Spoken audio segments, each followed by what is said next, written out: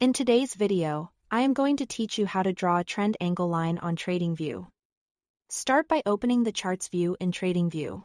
This is the main workspace where you'll load your symbols and timeframes.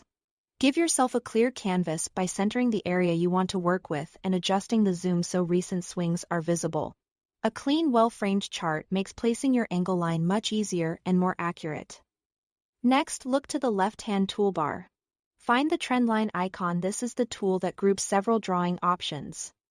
Click the small arrow next to it to expand the menu, and select Trend Angle.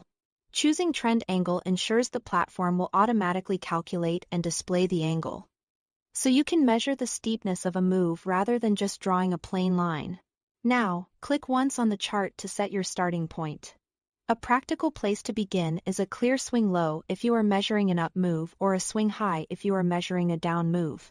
Picking a distinct pivot point helps you capture the true slope of the trend you are analyzing and keeps your measurements consistent as you compare moves across different time frames. With the starting point set, move your mouse to the second price point you want to measure to. As you drag, notice the on-screen readout updating in real time. When you are aligned with your chosen endpoint, click again to set it. The tool will display the angle in degrees, giving you a quick sense of how aggressive or shallow the trend is. Positive values typically reflect upward slopes, while negative values indicate downward slopes. If the placement isn't perfect, don't worry, you can click and drag the endpoints to refine your measurement without starting over.